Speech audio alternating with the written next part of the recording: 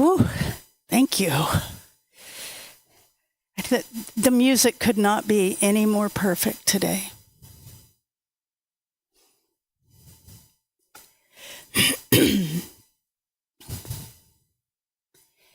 He sat handcuffed at a metal table, which was bolted to the floor. The only loose furniture in the interrogation room were the 3 metal chairs, one for him and one for each of the 2 detectives on the opposite side of the table. They were brought in to question him about a series of murders he appeared to be involved in. As silence hung like a weighted blanket over them, the man reached into his jacket pocket and pulled out a pack of cigarettes, took one, and laid the pack on the table. Reaching into another pocket, he brought out a gold-colored lighter, lit his cigarette, and placed the lighter on the table. After a long pause, he slipped his hand into yet another pocket and brought out a small can of tuna, setting it on the table before returning his hand to that same pocket to retrieve a long stainless steel can opener, which he immediately employed to open the can. Setting the can opener on the table next to the open can, he reached into a pocket deep inside his jacket and brought out a small, fluffy orange kitten and set it in front of the can of tuna. The detectives, finally shaken from their silence, asked, "Who are you?" To which the man replied, "Nobody. I'm nobody." The story that unfolds in the film Nobody, starring Bob Odenkirk, who is one of my favorite people on the planet, is one of a man who has been an auditor for the CIA, a person who infiltrates dangerous organizations, assesses threat levels, and eliminates those threats by any means necessary. A one-man army that does not exist on paper and has no accountability for his actions. He has been preparing for some war or another his entire life and begins to ask himself, why? Odenkirk tells his story in small bits, usually sitting next to a bad guy he is mortally wounded, a guy who dies before too much of the story is told, leaving him feeling alone in his desire for change. Almost like how we feel when we finally realize we can no longer support something that isn't peace-structured, and people lose interest in hearing us out. Odenkirk's character just wants peace and believes deeply that it can happen, but everyone tunes him out because they've been conditioned to always prepare for war. I have a photo of my oldest son taken in 1982 in the kitchen of our unit at Camp Lejeune. He was, I think, 5 or 6. His dad was about to be deployed to Beirut, Lebanon, and would be staying in the Marine barracks that were bombed the following October. In the photo, my son was wearing all of his dad's equipment: camouflage shirt, helmet, boots, backpack, waist pack. He almost fell over at one point. We had to lean him up against the stove to take the picture. At first, we thought it was adorable, this child dressed up for war. But over time, I came to realize that that had been the pivotal moment of change for me. When my son neared high school graduation, he asked me to sign for him to join the Marine Corps, and was surprised and disappointed when I said no. I haven't always been a pacifist. Decades of moving from one military base to the next, with some world crisis or other always requiring U.S. military presence. The pride I felt in being an American. The way I was able to disconnect myself from the harm caused by war and guns and genocide and violence against women and children, famine, all of the moral injuries we leave behind and those we bring home. One day I realized that path would never be a path to peace. And my awakening was much wider than just the impact of our military-industrial complex. Preparing for war is in every fiber of our being, from violence against and control over women, to films and rhetoric that create fear and hatred of other cultures and faiths, to the constant barrage of misinformation about queer and trans people. None of it meant to bring about peace. My son was evidence of my once proud ideals, and for that I was deeply regretful. He thought this was what I expected of him, carrying on a proud tradition of military service.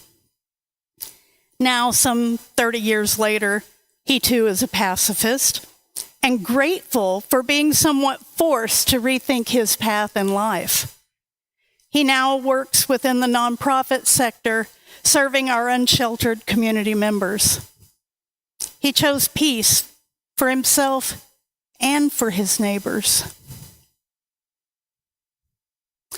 Noted educator and author Nadia Colburn, writing after the events of 9/11, said she thought of George Orwell's famous slogan, "War is peace," from his novel 1984, and understood that war cannot be or bring peace. That when we meet violence with violence, we continue the cycle of tragedy. She went on to say that being the mother of a son turned her into a pacifist, not because she was an idealist, but because motherhood made her a realist. I get it. If the rationale for fighting wars in Iraq and Afghanistan was that it would make America safer, it failed. Trillions of dollars and thousands of deaths later, the Middle East is significantly more, not less, unstable than it was. And there is significantly more terrorism in the world, not less. I ask myself often, how many of our elected leaders would be willing to serve out their term in one of the countries we liberated in the past 40 years? Not many, I'm sure. But remaining disconnected from the danger makes it easier to talk patriotism and freedom and send our children to war. I will always be grateful for those who have served in our armed forces. That needs to be very clear. But what also needs to be clear is that being a pacifist does not mean that we are passive. It means that we learn how to address violence at the root and how to respond to violence with other means and skills. It means that we are trained and socialized from the time we are young to learn that there are other, better ways of dealing with the challenges we face. Albert Einstein wrote, "We must begin to inculcate our children against militarism by educating them in the spirit of pacifism. Our school books glorify war and conceal its horror. I would teach peace rather than war." He was right. But seeking peace is not just about becoming a pacifist and ending wars. Every day we are exposed to bad and good, suffering and flourishing, opposition and agreement. We are navigating conflict nearly every moment of our lives. We respond to it. Sometimes we are the source of it. Think of your workplace, your commute, your church, your family. So many places we find conflict every day. We need to examine our actions and responses if we are going to bring about peace in our lives and in our world. We cannot expect peace if we are always preparing for war or conflict. We cannot expect peace if we are willing to close our eyes to the suffering of those in Gaza or those suffering in the seat next to us. Now, I'll spare you the poorly pronounced Latin and just tell you the old lie that Wilfred Owen speaks to in the poem I read earlier is this: How sweet and fitting it is to die for one's country. Death pursues the man who flees, spares not the hamstrings or cowardly backs of battle-shy youths. In effect, calling young people cowards and claiming it an honor to kill and be killed. That's the old lie. Owen counters this by saying, you wouldn't be glorifying war if you had seen what I saw. Wilfred Owen had his own awakening in World War I and set out to share with the world the horrors of war. He set out on a path of peace using his poetry because no amount of war ever decreased the amount of violence and suffering in this world. I don't often reference the Bible, but the story of the weeds and the wheat has always reminded me that this is where we live, where we've always lived.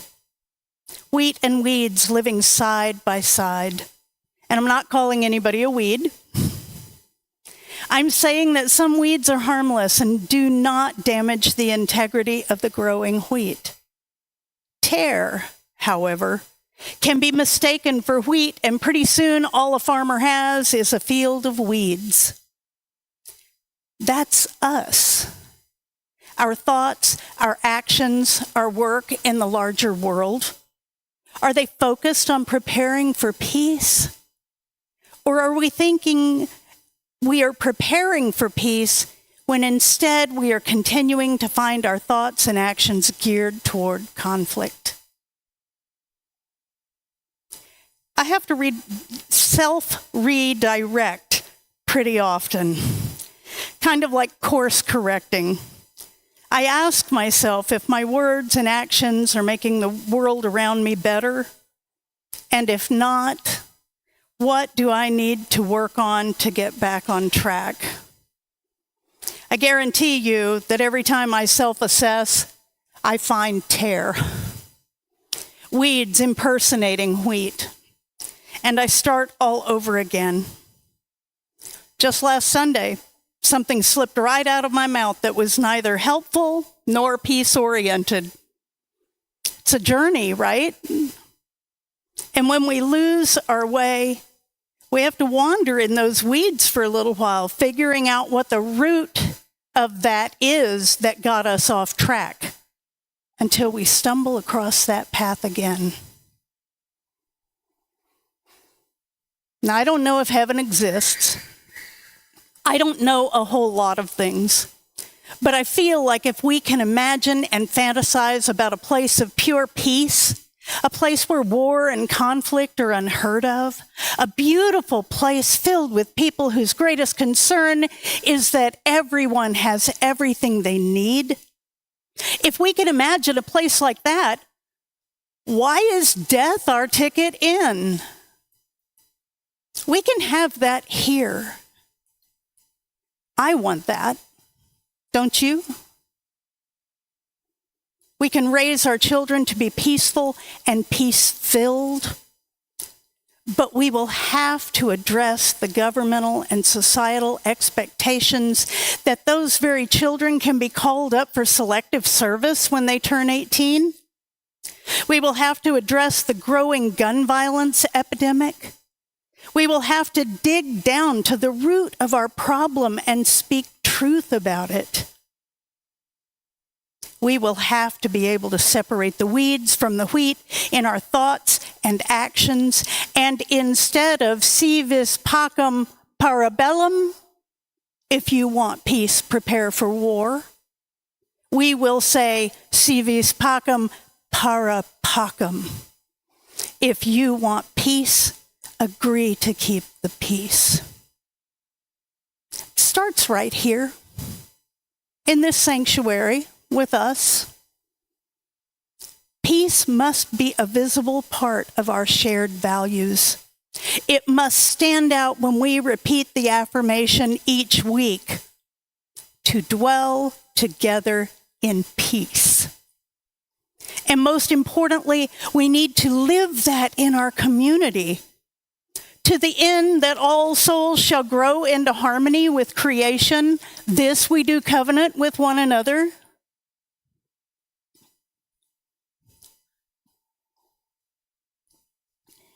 That was the message in the film Nobody. He was going to be the change he wished to see in the world, and it was going to begin with the simple and caring act of feeding that hungry kitten he had rescued from the warehouse he blew up. It only takes one person to make a difference by choosing a path to peace. I think about how frightening it is to raise children in such a violent world. No wonder so many are opting out of parenthood. None of us wants to see our son or daughter lying dead on the floor of the mall, the school, the office, or the battleground. We need to find an alternate voice and vision, one that speaks of peace and offers a shared vision of how to achieve that. We're living in chaotic times. I don't have to tell any of you that. We simply cannot afford not to reject violent models. We need immediate and sweeping gun reform. We need to reconsider our military culture and take the air out of our ever-ballooning Pentagon budget and the growing arms race it fuels. And we need to re-examine our own relationships to violence and power and life itself. Today, we're facing perhaps the greatest existential challenge humanity has ever faced. The climate crisis, a global level of catastrophic upheaval. The climate crisis itself is a product of violent attitude toward the earth. We extract from, ravage, and pollute the earth in the same way we have treated subjugated people. Climate change will lead to even more instability and violence. And the truth is, no amount of violence can solve this problem. In fact, our obsession with violence only takes us further away from finding real solutions. It is only by working together, cooperating, thinking on a global scale, and prioritizing the value of life itself that we can course correct. Nadia Colburn said she is learning to change the language she uses.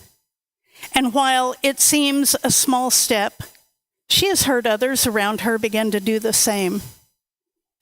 Combating gun violence reinforces violence on violence and suggests that we need to live in a state of strife.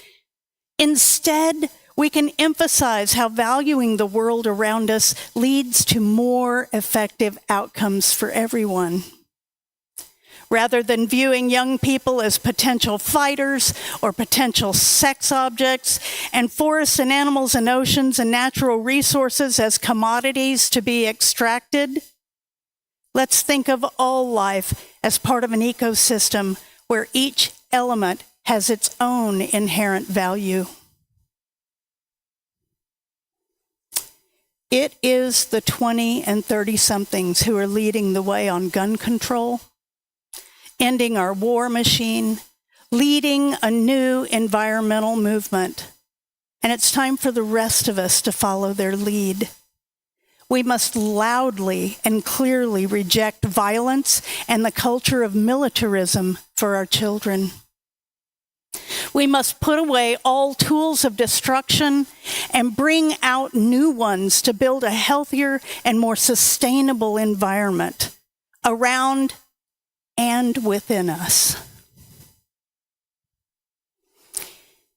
Remember 2 weeks ago when I asked each of you to choose a value and think about how you will put that into action in the world? I hope you're still thinking about this, because if you want to be on a path to a better world, you have to take a first step. Si vis pacem, parapacem.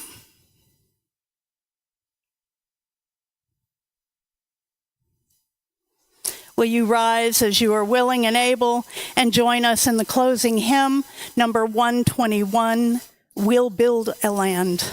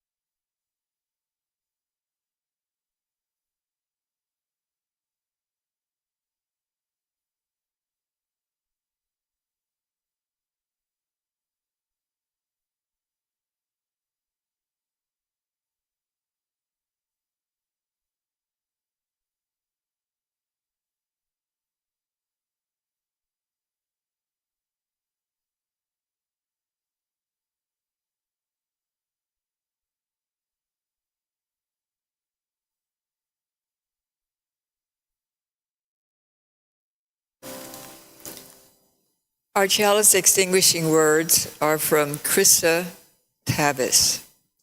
It is our work, shared with each other in covenant, that creates and sustains this beloved community.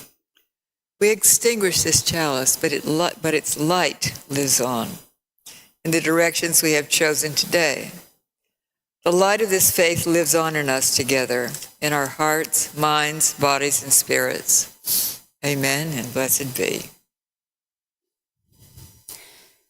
Our benediction this week comes from Reverend Sam Trumbori.